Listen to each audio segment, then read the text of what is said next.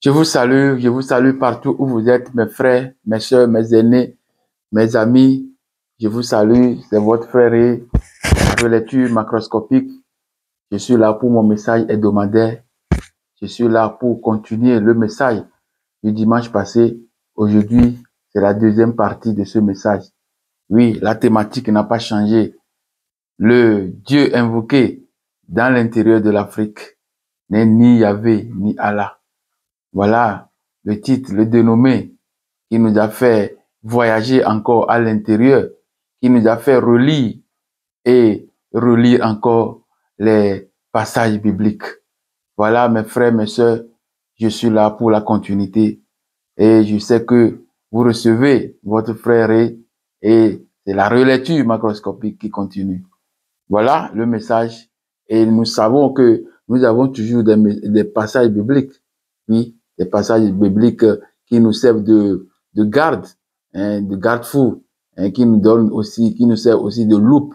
Voilà, j'ai pas mal de versets aujourd'hui, mais quand même, je sais que ces versets ont été déjà lus. Ces passages bibliques sont bien connus de vous parce que vous me suivez, ça fait longtemps. Donc, le premier passage est tiré de Sophonie 3, verset 10. Le deuxième, c'est couplé. J'ai pris le Sophonie 1, verset 10 et Ésaïe 18, verset 7. Et le deuxième passage biblique est tiré de Sophonie 3, Sophonie 1, verset 1. Oui, c'est le verset que vous connaissez aussi. Et de Genèse 10, verset 6. Le troisième passage biblique est tiré de Genèse 2 et de 2 Chroniques 32, verset 30, et aussi de 1 Roi 33, verset 34. J'ai englobé 3 versets sous le passage 3. Et le quatrième passage biblique est tiré de Genèse 10, verset 1, verset 6, verset 8 à 12. Voilà les passages bibliques qui vont me servir de garde-fou, qui vont m'aider à cheminer ensemble avec vous ce soir. Donc, mes frères, je vais passer directement à la relecture, à la lecture plutôt de ces passages bibliques. Le premier passage biblique est tiré de Sophonie 3 et de Ésaïe 18. Je lis Sophonie 3, verset 10. Au-delà des fleuves de l'Éthiopie, mes adorateurs, mes dispersés, m'apporteront des offrandes. Quand ça, je viens de lire dans Louis II et dans André Chouraki, on lit qu'au-delà des fleuves de couches, mes intercesseurs, avec la fille de mes dispersés, transporteront mon offrande. Donc voilà ce que je voulais faire sortir ici, c'est couche, parce que Éthiopie est encore égale à couche. Donc le deuxième qui l'accompagne, parce qu'ils sont deux, pour le premier passage, ils sont deux, Ésaïe 18, verset 7. En ce temps-là, des offrandes seront apportées à l'Éternel des armées par le peuple fort et vigoureux, par le peuple redoutable depuis qu'il existe, nation puissante et qui écrase tout et dont le pays ou bien la terre est coupée par des fleuves. Elles seront apportées là où réside le nom de l'Éternel des armées sur la montagne de Sion. Voilà le premier passage biblique. Le deuxième passage biblique aussi est couplé, c'est Sophonie 1, verset 1 et Genèse 10, verset 6. Je lis Sophonie 1, verset 1. La parole de l'Éternel qui fut adressée à Sophonie, fils de Couchi, fils d'Amaria, fils d'Ézéchias, au temps de Josias, fils d'Amon, roi de Juda. Voilà la Sophonie, plutôt Sophonie 1, verset 1. Et j'ai mis 2 versets là-bas sur le passage de Genèse 10, verset 6. Le fils de Cam fut Couche, Misraïm, Pout et Canaan. Le troisième passage biblique est tiré de Genèse 2, verset 10, verset 13, 2 Chroniques 32, verset 30 et 1 Roi 33, verset 30, 1 Roi 1, verset 33 à 34. Je lis. Genèse 2, verset 10 et verset 13. Un fleuve sortait d'Éden pour arroser le jardin, et de là, il se divisa en 4 bras. Le nom du second fleuve est Gihon. C'est lui qui entoure la terre de Couche, ou bien le pays de Couche. 2 Chroniques 32, verset 30. Ce fut ainsi Ézéchias qui boucha l'issue supérieure des eaux de Gihon et les conduisit en bas vers l'occident de la cité de David. Ézéchias réussit dans toutes ses entreprises. 1 Roi 1, verset 33 à 34. Le roi leur dit, prenez avec vous les serviteurs de votre maître, faites monter Salmon, mon fils, sur ma mule et faites-le descendre à Gihon. Là, le sacrificateur Tchadok, là, le sacrificateur Tchadok et Nathan le prophète l'oindront pour roi sur Israël. Vous sonnerez de la trompette et vous direz, vive le roi. Le 4e et le dernier passage biblique est tiré de Genèse 10, verset 1, verset 6, verset 8 et verset 12. Mais je crois qu'il y a déjà lu verset 6. Donc, on va seulement lire Genèse 10, verset 1 et verset 8 à 12. Je lis Genèse 10, verset 1, verset 8 à 12. Voici la postérité des fils de Noé. On a écrit Sem, Cam et Japheth. En même temps, un ordre, mais l'ordre là n'est pas correct. Je lis le verset 8 jusqu'à 12.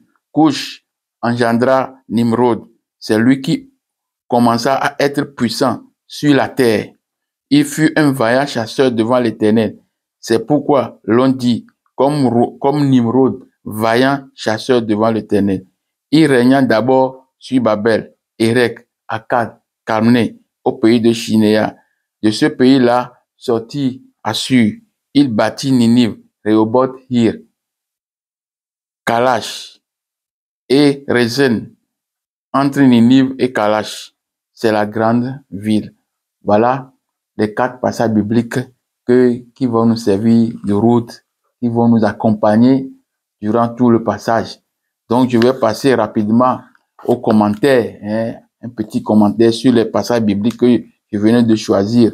Donc, le premier passage est tiré de Sophonie, Sophonie 3, verset 10. On dit qu'au-delà des fleuves d'Éthiopie, de l'Éthiopie, ou bien les fleuves de Couche. Donc, quand vous entendez Couche, vous devez comprendre qui est Couche. Parce que quand on demande à nos frères de l'église, les religieux, quand on leur demande Couche, ils n'ont rien à dire, ils ne connaissent pas. Ils ne connaissent pas. Donc, au-delà des fleuves de l'Éthiopie ou bien au-delà des fleuves de Couche, mes adorateurs, mes dispersés m'apporteront des offrandes. Donc, qui parle? On dit que c'est l'Éternel des armées qui parle. Mais nous allons voir parce que je vous ai déjà parlé de tout ça là. Donc nous voyons que c'est l'Éternel Yahvé qui parle. Mais il dit que mes adorateurs m'apporteront des offrandes au-delà des fleuves de l'Éthiopie. Et maintenant, j'ai accompagné ça avec le verset d'Ésaïe 18, verset 7. Il faut retenir d'abord Éthiopie, Couche, et puis les offrandes au-delà des fleuves de l'Éthiopie. Donc, c'est une situation, c'est un endroit bien précis, au-delà. Et vous allez écouter encore ce qu'on va dire dans Ésaïe 18, verset 7. En ce temps-là, le temps-là que vous allez apporter l'offrande, en ce temps-là, des offrandes seront apportées à l'Éternel des armées par le pays, maintenant par le peuple plutôt fort, vigoureux, par le peuple redoutable, depuis qu'il existe, nation puissante et qui écrase tout et dont le pays ou bien la terre est coupée par des fleuves. Donc, elles seront apportées là où réside quoi? Le nom de l'Éternel. Le nom de l'Éternel réside où? Au-delà des fleuves de l'Éthiopie. Et puis, le nom de l'Éternel réside encore sur la montagne de Sion. Donc, on dit que le nom de l'Éternel désormais sur la montagne de Sion. Donc, qu'est-ce que Yahvé va venir faire sur la montagne de Sion? Alors qu'on connaissait déjà le lieu, la résidence de Yahvé. Donc, ici, au-delà des fleuves de l'Éthiopie, les offrandes seront apportées par qui? Par un peuple vigoureux. Et ce peuple habite où?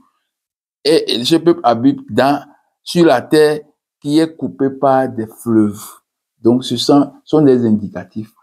Hein? Ce sont des descriptions pour connaître le peuple, l'endroit où, tout ça là, c'est des indicatifs. Donc, je crois que en parlant, vous allez revenir, votre esprit va revenir pour pouvoir écouter et comprendre ce que je suis en train de dire. Donc, j'ai mis Genèse 2, versets 10 à 12. Pourquoi? Parce que nous allons entendre, ou bien plutôt, Genèse, oui, je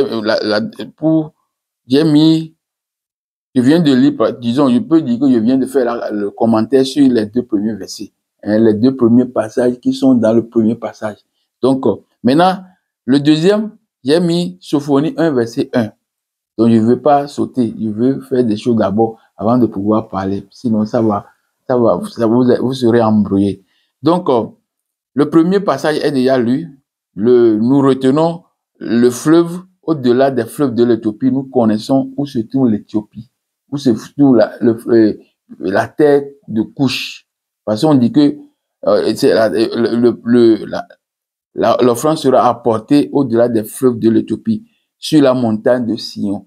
Et on dit que sur la montagne de Sion, c'est là-bas, l'endroit là, c'est le peuple vigoureux et qui habite sur une terre qui est traversée par, la terre est coupée par des eaux. Ça veut dire qu'ils sont, la terre là, il y a beaucoup des fleuves, des lacs, tout ça là. Donc c'est pourquoi nous situons cet endroit au niveau de Grands Lacs. Parce que c'est là-bas qu'il y a beaucoup de fleuves.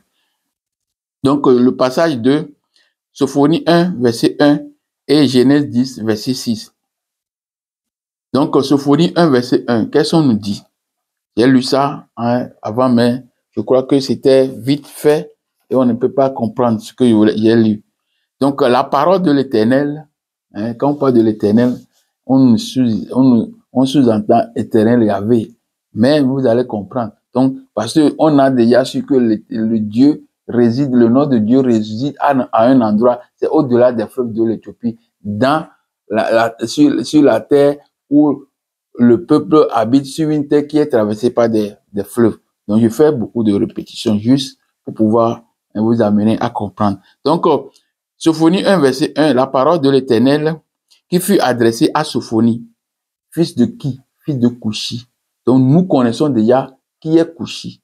On dit que Couche, c'est la terre qui est traversée par des fleuves. Et nous avons maintenant que que Sophonie est l'enfant de Couche et lui, il est encore qui? Fils de Guédalia. Et puis lui aussi, il est encore fils de qui? Ézéchias. Les noms que vous connaissez, ce sont les noms des Israélites que nous avons dans la Bible. Donc, on dit que tous ces gens-là, leur fils qui est Sophonie est Couchi. Donc, s'il est Couchi, donc son père doit être Couchi. Donc, son père, Guédalia, doit être Couchi. Donc, celui qui est le père de, encore fils de Amaria, lui aussi doit être Couchi. Parce que leur enfant étant Couchi, alors eux aussi qui ont donné naissance à cet enfant, ils doivent être Couchi. Parce que l'enfant porte toujours le nom de son papa, l'endroit, l'origine de son papa, c'est ça. Donc, on dit au temps de Josias. Et Josias, on nous dit que Josias, on lit ça Yoshaou. Vous voyez? Donc, tous ces noms-là, ce sont des noms des Israélites. Et dans ces noms, ce sont des noms théophores. On a le nom de la divinité Yahou dedans. Hein? Donc, fils de Amon. Nous connaissons qui est Amon. Amon, c'est seulement Ben Amon, enfant d'Amon, fils d'Amon, Ben Amon. Amon qu'on connaît, c'est seulement le Dieu Amon. Hein? Le Dieu Amon. La lumière. Hein? Le Dieu Amon. Hein? Le Dieu caché qui arrive aux hommes à travers l'astre du jour. que vous connaissez, c'est un nom. De as du jour, c'est le soleil. Donc, roi de Juda. Et Juda, le Juda, c'est Yehuda, ou bien Yehudi, ou bien Yehuda, ou bien Yehoudi. Donc, je vais vous expliquer dans cette vidéo, parce que j'ai dit ça la fois dernière, mais on n'a pas pu faire. Donc, je vais expliquer tout ça là aujourd'hui. Pourquoi, c'est quoi Yahou? Comment on peut lire Yahou autrement? Quelles sont les abréviations que nous avons dans les noms théophores des Israélites étant fils de Couche? Donc, et on me dit que roi de Juda, et c'est Yehuda. Donc, Sophonie est enfant de Couche. Donc, tous ses arrière-parents doivent être Couche. Ça, c'est une conclusion logique. Logique.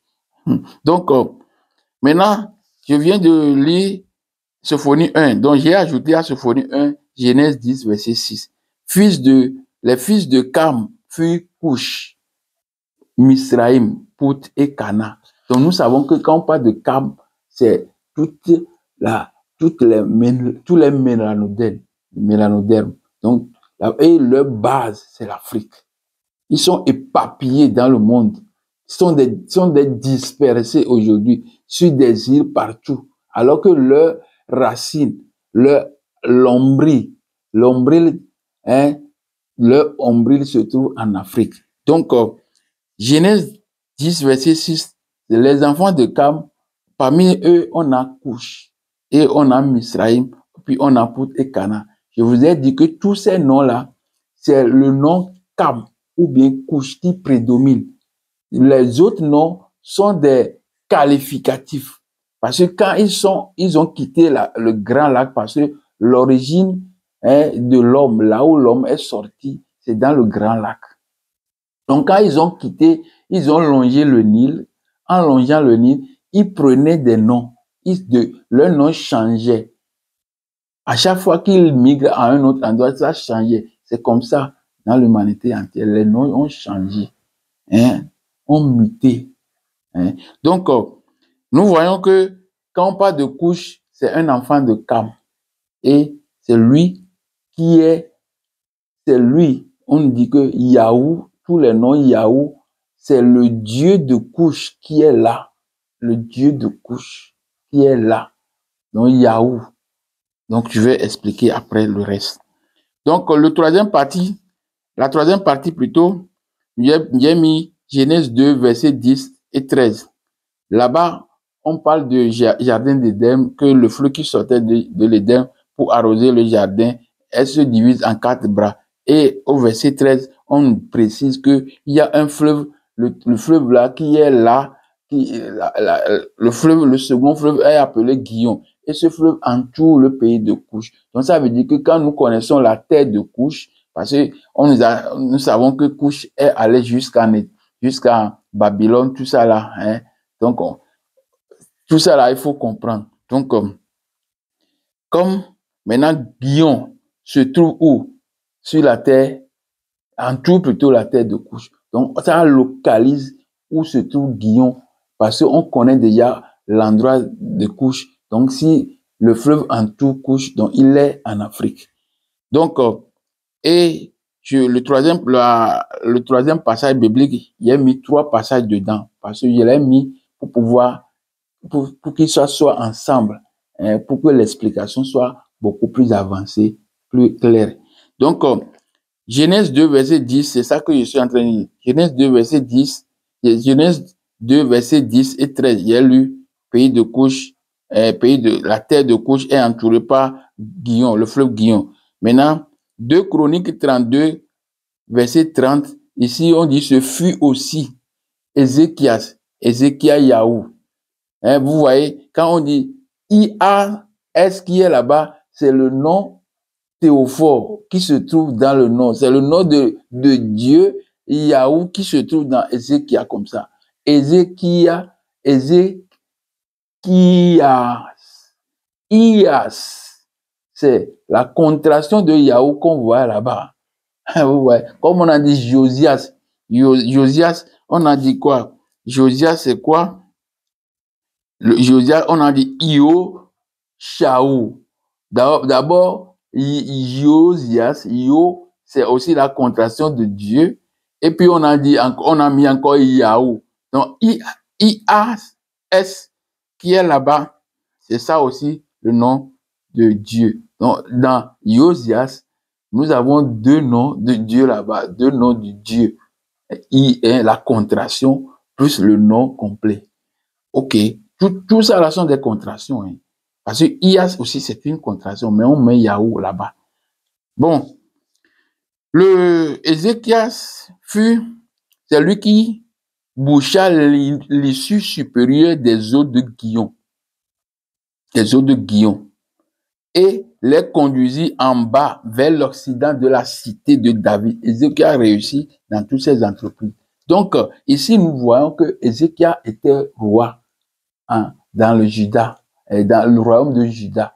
Il était roi. Et on dit que c'est lui aussi il a fait des travaux et a fait un drainage du Guillon. Et puis, il a dirigé vers l'Occident, en bas, vers l'Occident de la cité de David. Donc, ça veut dire que la cité de David et Guillon ne sont pas loin. Donc, c'est toujours Guillon qui a entouré le pays, la terre de Couche. C'est là-bas que les choses se passent. Et Couche se trouve en Afrique. La base est en Afrique. Nous savons que Nimrod, enfant de Couche aussi, est allé de l'autre côté. Mais vous allez d'abord comprendre que le fleuve Guillon, le fleuve qui sort du jardin d'Éden, est divisé en quatre. Normalement, c'est plutôt deux fleuves. Donc, on a fait encore une réplique de l'autre côté pour dire qu'il y a deux pirates et tigres là-bas. Tout ça là, c'est à voir. J'ai déjà expliqué ça dans ma vidéo. Donc, c'est pourquoi je vous demande d'aller lire. Rendez à l'Afrique les deux fleuves de la Mésopotamie, Tigre et Euphrate. Euphrate est encore appelé Péra. Quand dans d'autres bouquins, vous allez lire Péra. Donc, ne soyez pas perdus. C'est le même nom. Troisième, c'est toujours dans le troisième passage biblique. Un roi, 1, 33 à 34. Maintenant, le roi David veut on introduit son enfant comme roi. Donc, qu'est-ce qu'il demande? Il dit, et le roi leur dit, prenez avec vous les serviteurs de votre maître. Faites monter Salmon, mon fils, sur ma mule et faites-le descendre à Guillon. Donc, on entend encore le nom Guillon. On l'a descendu à Guillon. Et puis là, le sacrificateur Tchadok, Nathan, le prophète, l'oindront pour roi sur Israël. Et vous sonnerez devant lui la trompette en disant que vive le roi. Donc, le fleuve Guillon est un fleuve central, un fleuve qui donne une position à ne pas se perdre.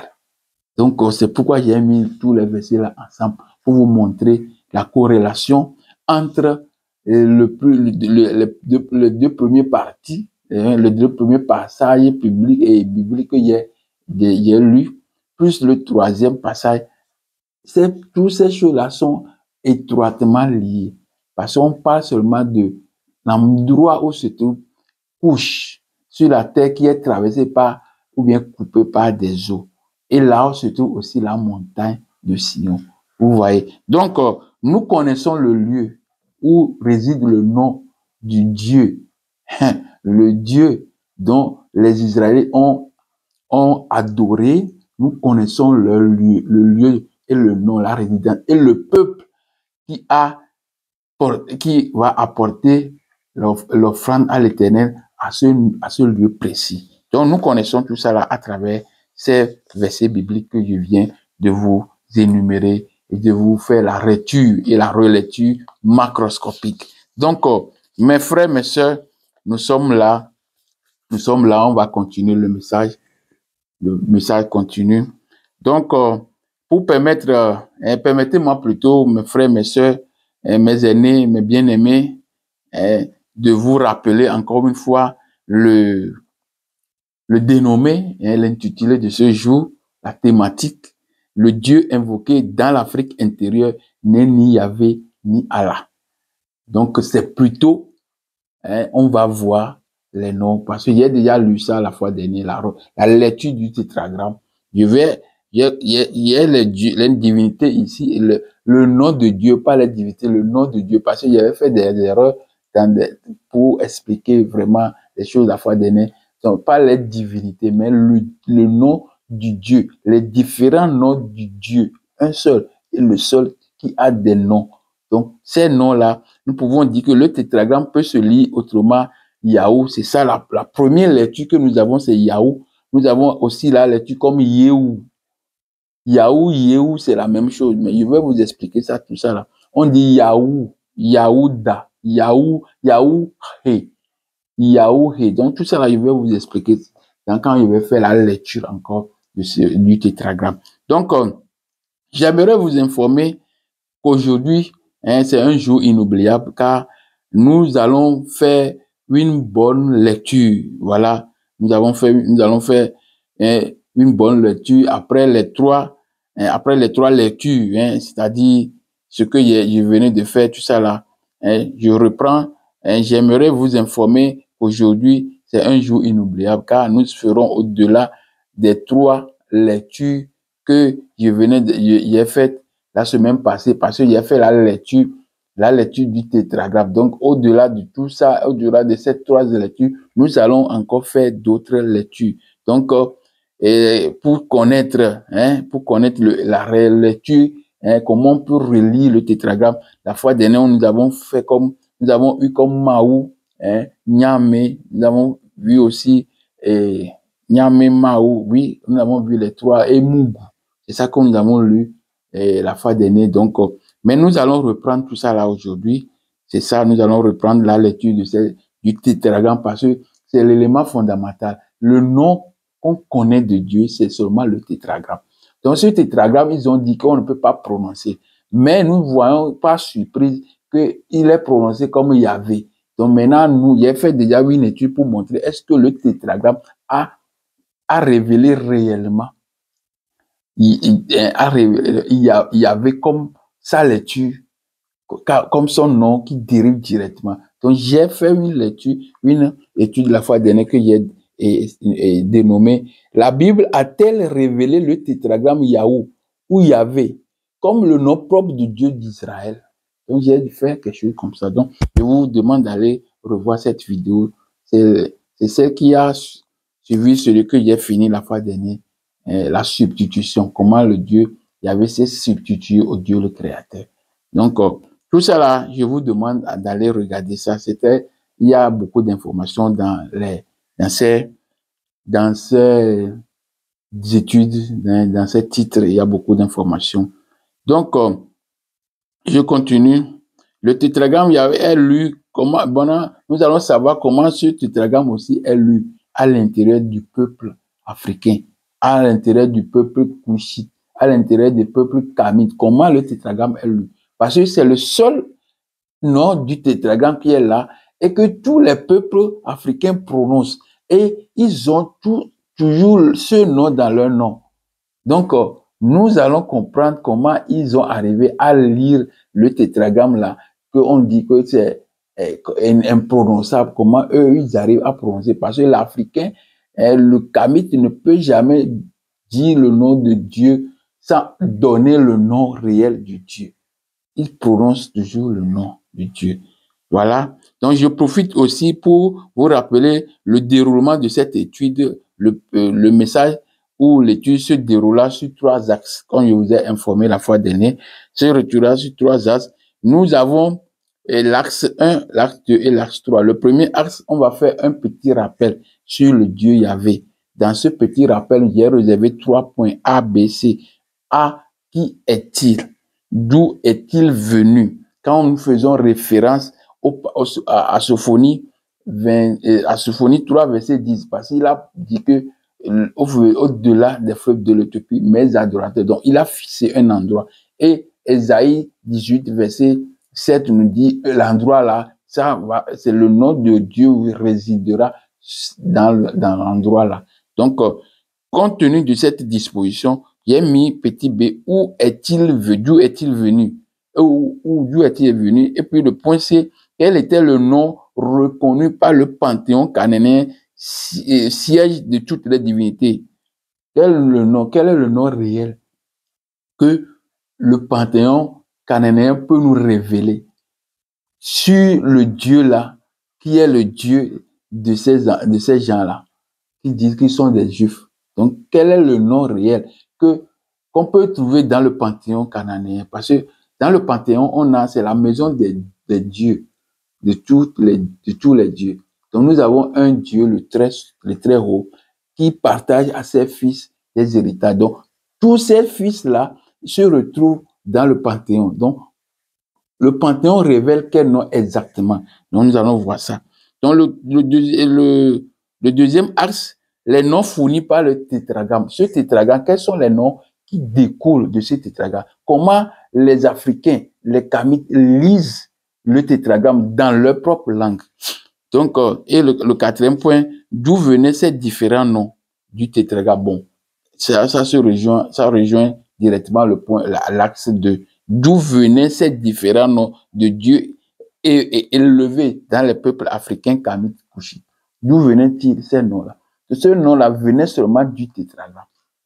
Donc, quand nous connaissons la lecture du tétragramme, les différentes lectures du tétragramme, donc nous connaissons directement que, voilà, l'origine de ces noms venait du tétragramme. Vous m'excusez. Donc, nous continuons avec toujours, voilà. Donc, pour le troisième axe, d'où venaient ces différents noms? Dans ça aussi, il y a fait une subdivision pour dire petit a. Quel nom de Dieu élevé dans l'Afrique intérieure? Le nom de Dieu élevé dans l'Afrique intérieure. Petit b, les lectures faites par rapport au tétragramme. Et c'est les vrais Israélites, si l'on peut le dire ainsi, ont-ils réellement adoré Yahvé? Parce qu'il y a une différence entre Yahvé et le tétragramme. Il y a plusieurs fois amené votre attention sur ce point, parce que c'est un point capital. Yahvé est différent du tétragramme. Mais aujourd'hui, on nous dit que Yahvé, c'est le tétragramme, alors que Yahvé est différent du tétragramme. Donc, j'aimerais une fois encore commencer l'étude de ce soir avec un extrait du préface de la Bible Tob. Il y a déjà lu ça la semaine passée. Donc, je vais lire l'extrait là de la page 21 de Tob, la Bible Tob 2001. Donc, en plus de ça, vous aurez deux citations prophétiques de deux éminents fils d'Afrique, couchites, éveillés, en les personnes du prédicateur et prophète Simon Kibangu, et puis de notre historien, anthropologue, égyptologue Cheikh Anta Diop. Voilà, j'ai deux citations de ces fils dignes d'Afrique et l'un extrait de la Bible Tob 2021, la page 21. Et 2000 plutôt 1, la page 21, vous m'excusez. Donc, premier Tob 2024 et 2004 plutôt, page 21. En racontant les origines du monde et de l'humanité, les auteurs bibliques n'ont pas hésité à puiser directement ou indirectement dans les traditions de l'ancien Proche-Orient, entre guillemets, parce que l'Orient, ce n'est pas les États là, les petits pays là qui sont dans l'Orient là-bas, qui disent qu'on est dans l'Orient, on est arrivé à l'Orient, non. C'est une construction. L'Orient est allé jusqu'au Japon. Donc, c'est pourquoi je dis que l'Orient là est plus vaste, ça n'existe pas. Là où tu te trouves, tu peux chercher la direction de l'Orient. Ça dépend. C'est pas qu'on va filler l'Orient comme on nous a fillé dans notre époque, dans cette époque contemporaine. Non. Non. L'Orient est allé jusqu'au Japon. Donc, je continue la lecture. Proche-Orient, entre guillemets, ce fait n'a rien d'étonnant quand on sait que la région où Israël, oui, Israël que vous connaissez, et que la Bible nous révèle autre Israël. Donc, ce fait n'a rien d'étonnant quand on sait que la région où Israël s'était installé, a été largement ouvert aux influences étrangères et que le peuple de Dieu, on dit que le peuple de Dieu, hein, c'est le soi-disant peuple de Dieu, hein, d'après les récits bibliques, c'est un faux peuple. Si nous tenons compte de la relecture de certains versets bibliques, je retiens parmi ces versets Apocalypse 2, verset 9, Apocalypse 3, verset 9, Sophonie 3, verset 10, Ésaïe 18, verset 1 et 2, verset 7, que je vais vous lire avec quand je vais revenir sur le commentaire de ce message, de cet extrait de texte. Voilà. Donc, je continue, s'est installé, et la région où Israël s'était installé a été largement ouvert aux influences étrangères et que le peuple de Dieu a été lui-même en relation avec ses voisins. On nous dit qu'il est en relation avec ses voisins. Je vais revenir sur ça après. Donc, on continue. Mais le progrès de l'archéologie révèle également que les écrivains bibliques responsables des premiers chapitres de la Genèse, loin d'être desservis, les imitateurs ont su retravailler leurs sources, parce que les sources venaient on dit Proche-Orient, tout ça. J'ai dit ça n'existe pas, c'est seulement parmi les fils de Cam, hein, c'est-à-dire Misraïm, Cana, et puis tous les autres, Babylone, tout ça là, c'est les Couchites, Nimrod qui a occupé tous ces endroits. Donc, vous devez comprendre comme ça. Donc, mais le progrès de l'archéologie révèle également que les écrivains bibliques responsables de ces premiers chapitres de la Genèse, loin d'être desservis, les imitateurs ont su retravailler leurs sources et les repenser en fonction des traditions spécifiques de leur peuple, soulignant du coup l'originalité de la foi yaviste. Hein? Donc, ils ont pris et puis fait des gymnastiques pour avoir quelque chose, pour dire que c'est Yahvé. Voilà. Donc, la première citation de notre éminent prédicateur, prophète Simon Kimbangu, il dit, continuez toujours de lire la Bible, car le jour viendra que vous allez arrêter le voleur et l'objet volé. Donc, je lis maintenant, troisième, c'est-à-dire celui de professeur Cheikh Anta Diop. Formez-vous, armez-vous de science. La connaissance, c'est ça, la science et la connaissance. Armez-vous de science jusqu'aux dents et arrachez votre patrimoine culturel. Et alors, trouvez-moi dans la boue. Donc, c'est ça, les trois passages, les extraits que je voulais vous lire d'abord. Et je vais encore faire un petit commentaire sur ces choses-là. Et nous allons rentrer dans l'étude proprement dite. Qu'est-ce qu'on nous dit? Tob 1. Tob, plutôt 2004, page 21. On nous dit que quand, en rencontrant les origines du monde et de l'humanité, les auteurs bibliques n'ont pas hésité à puiser directement et indirectement dans les traditions de l'ancien Proche-Orient. Donc, Proche-Orient, il y a toujours défini tout ça là dans mes vidéos.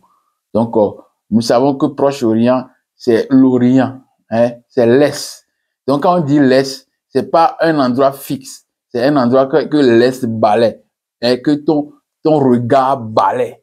Donc, ça balaie même tous ces endroits-là jusqu'au Japon. Donc, ça ne veut pas dire que ça s'arrête seulement l'endroit qu'on nous a dit, hein, répéter. Donc, dans notre esprit, le Proche-Orient, c'est là-bas. Hein, vous comprenez. Donc, c'est ça. Donc, je lis encore, ce fait n'a rien d'étonnant quand on sait que la région où Israël s'était installé est largement sous l'influence ou bien est ouvert aux influences étrangères et que le peuple de Dieu, voilà, je dis que ce peuple de Dieu qu'on nous dit, c'est un faux peuple. Et tout ça là, nous allons lire dans le verset biblique pour pouvoir connaître que ce n'est pas, c'est pas moi qui dis faux peuple, mais c'est ce que eux-mêmes ils ont écrit. Ils ont écrit. Hein, c'est pas, ils ont écrit, mais ils ont écrit ce qu'ils peuvent écrire. Mais la vérité est toujours là, dans les Écritures. C'est ça. Donc, nous allons lire Apocalypse 2, verset 9. Qu'est-ce qu'on nous dit? Apocalypse 2, verset 9. Nous lisons. Je connais ta tribulation et ta pauvreté, bien que tu sois riche, et les calomnies de la part de ceux qui se disent juifs et ne le sont pas, mais qui sont une synagogue de Satan. Verset dit, ne crains pas ceux qui, bon, je laisse. Donc, Genèse et Apocalypse 2, verset 9. Donc, on nous dit que je connais ta tribulation, tes calomnies. Vous connaissez qui sont calomniés dans ce monde, qui sont tribulés, qui sont sous la tribulation, qui ont appris tout ce qui leur appartient. Donc, le peuple dit, on nous dit que je connais, on identifie le peuple, on dit que le peuple, toi, que je connais que tu es sous la tribulation, tu es pauvre, alors que tu es riche. Les pays d'Afrique sont riches, mais ils sont fichés pauvres et ils doivent commander. Donc, bien que tu sois riche, et les calomnies de ceux qui se disent juifs, donc les gens qui se disent juifs, mais ils ne le sont pas. Et la Bible là, qu'ils ont eux-mêmes, ils disent que c'est eux. Ils sont quoi? Ils ne le sont pas, mais qui sont une synagogue de Satan. C'est la Bible qui écrit ça. C'est eux-mêmes qui ont écrit des choses. Donc on va lire le chapitre 3, verset 9. Qu'est-ce que ça nous réserve encore? Chapitre 3, verset 9. Je lis. Voici, je te donne ceux de la synagogue de Satan. Parce que eux-mêmes, ils doivent savoir qu'ils ont créé Satan. Et c'est le Satan qu'ils ont créé. Ils sont Satan. Ils sont les enfants de Satan. C'est ça qu'on dit que je te donne ceux de la synagogue de Satan qui se disent juifs et ne le sont pas, mais qui mentent. Voici, je les ferai venir se prosterner à tes pieds et connaître que je t'ai aimé. Vous comprenez? Donc, les gens qui sont calomniés, les gens qui sont, le peuple qui est riche, mais il est pauvre, on l'appelle pauvre. Et on le voit qu'il est pauvre. Alors que quand on considère tout dans son ensemble, sa terre, tout ça là, on voit qu'il est riche. Les gens ont besoin d'eau, mais on dit que la terre est traversée par des eaux. Vous comprenez? Alors que les gens ont besoin d'eau. Ils ont besoin de mettre château d'eau. Parce que les eaux souterraines, quand il y a beaucoup de fleuves, dans le puits n'est pas profond, on peut avoir l'eau facilement. Vous comprenez? Donc, tu y vis sur les richesses. L'eau, c'est ça. La richesse même, c'est l'eau. Parce que l'eau, c'est la vie. Quand tu as l'eau, tu as tout. Mais l'eau ne suffit pas. Il y a encore autre chose que tu as besoin. C'est pourquoi Dieu a créé les choses qui sont intrinsèquement liées. Un ne peut pas se prévaloir qu'il est le plus demandé. Non. Il a mis une limite que l'autre là a besoin de l'autre pour pouvoir être ensemble. Donc, nous sommes toujours et pas totalement un, mais nous sommes des parties morcelées. Donc, ces parties morcelées, c'est le Dieu créateur qui est morcelé comme ça. Nous sommes des parties morcelées. Et chaque morceau a besoin de l'autre morceau pour vivre. C'est comme ça, Dieu, il est dans tout ce qu'il a créé. Donc, tous ces petits, c'est ça qu'on appelle atomes. C'est ça qu'on appelle atum ré. C'est ça, la base. Donc, c'est une ouverture. Donc, je viens de lire Apocalypse 2, verset 9. J'ai lu Apocalypse 3, verset 9. Je vais lire Sophonie 3, comme j'ai déjà lu ça, Sophonie 3, verset 10. Mes adorateurs, mes dispersés m'apporteront des offrandes au-delà des fleuves de l'Éthiopie. Donc, il y a un endroit qui est fixé, que les vrais peuples de Dieu doivent se trouver là pour offrir l'adoration. Donc, c'est une exigence de Dieu le Créateur. Donc, et là, dans Ésaïe 18, verset 1 et 2 et verset 7, nous explique directement que nous sommes dans l'endroit que Dieu Yahvé, pas Yahvé plutôt, Yahouhé, je m'excuse, Dieu Yahouhé, mais que nous allons comprendre, ou bien le Dieu, le tétragramme, si je peux le dire comme ça, pour éviter beaucoup de choses.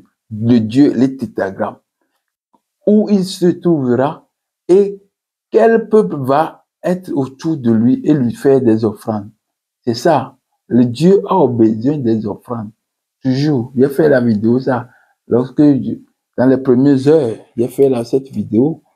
Donc, cette vidéo, quand je parlais le rapport de l'homme avec les créatures qui l'ont précédé, ça fait longtemps. Le rapport de l'homme avec les créatures qui l'ont précédé. Il y a l'eau dedans, il y a le feu, il y a l'air, tout ça là-dedans. Donc, l'homme doit quel doit être le rapport entre l'homme et toutes ces créatures qui l'ont précédé, parce que nous sommes venus de toutes ces choses-là. Donc, je continue, mes frères, mes sœurs. Ésaïe 18, verset 1 et verset 1 à 2, et puis verset 7. Nous avons déjà lu ça. Bon, je crois que je vais encore lire. Oui, j'ai lu seulement le verset 7. Mais ici, nous avons besoin de lire 1 et 2. Parce que c'est Ésaïe 18, verset 1 et 2. Donc, je vais encore lire ce passage-là. Surtout 1 et 2 est important à lire. Terre où retentit le cliquetis des armes, au-delà des fleuves de l'Éthiopie, toi qui envoies sur mer des messagers, dans des navires de jonque, voguant à la surface des eaux. Jonque, en Égypte antique, c'est un endroit de jonque. Vous comprenez? Donc, tous ces endroits au bord du Nil est jonché de jonque. Vous comprenez? Donc, c'est une identification. C'est une identification dans ce verset. Toi qui envoies sur des mers des messagers, dans des navires de jonque, voguant à la surface des eaux, allez, messagers, rapides, vers la nation forte et vigoureuse, vers ce peuple redoutable depuis qu'il existe, nation puissante et qui écrase tout, et dont le pays est coupé par des eaux. Vous voyez? Donc, je viens sur verset 7. En ce temps-là, des offrandes seront apportées à l'Éternel des armées par le peuple fort et vigoureux, par le peuple redoutable depuis qu'il existe, nation puissante et qui écrase tout et dont le pays est coupé par des fleuves. Elles seront apportées, les offrandes seront apportées là où réside le nom de qui? De l'Éternel, le tétragramme. Et sur la montagne d'où? La montagne de Sion. Parce que le nom de l'Éternel réside sur la montagne de Sion, qui est au-delà des fleuves de l'Éthiopie, et sur la terre qui est coupée par des eaux. C'est beaucoup plus clair que ça. Qu'est-ce qu'on peut dire encore, mes frères, mes sœurs? Tout est déjà dit ici. Excusez-moi, tout est déjà dit ici. Donc, je viens de finir avec, non, je vais continuer juste 2, 3 minutes avec le prédicateur, prophète Simon Kibangi. Voilà le grand prédicateur Simon Kibangi qui nous dit qu'il faut continuer par lire la Bible, continuer parce que le temps va arriver. C'est le temps qui est arrivé comme ça. Que vous allez attraper le voleur et l'objet volé. Nous venons d'attraper le voleur, ça fait longtemps. Le patrimoine de l'homme noir est allé au secours de l'Empire romain et de sa nouvelle religion. La Bible, patrimoine de l'homme noir, kamite. Comme le docteur Ake a déjà annoncé dans son livre. Donc, je continue. Professeur Cheikh Anta Diop, il vient, ce sont des prophéties, il dit, formez-vous, armez-vous de science, de connaissances, jusqu'aux dents, arrachez votre patrimoine culturel et alors trouvez-moi dans la boue. Oui, parce que moi je retournerai dans où? Dans l'abîme. Je retournerai où? Dans l'océan primordial. C'est là-bas que vous allez me retrouver. Voilà les choses, les paroles prophétiques de nos éminents qui sont maintenant dans la gloire, dans la gloire, dans l'endroit, dans la gloire de notre grand Dieu, le tétragramme. Voilà. Donc, voilà, je viens de finir ce point. Donc, on va maintenant entrer dans le passage clé, hein, dans l'étude. Parce que les 3 tests, nous aurons encore quelques mots sur ces tests dans la suite. Donc, mes frères, je viens de boucler une cinquantaine de minutes. Donc, je vous demande d'être calme, hein, d'être en joie, parce que la seconde partie qui va venir va vous amener à comprendre mieux. Oui. Donc, à tantôt pour la deuxième partie de ce même message.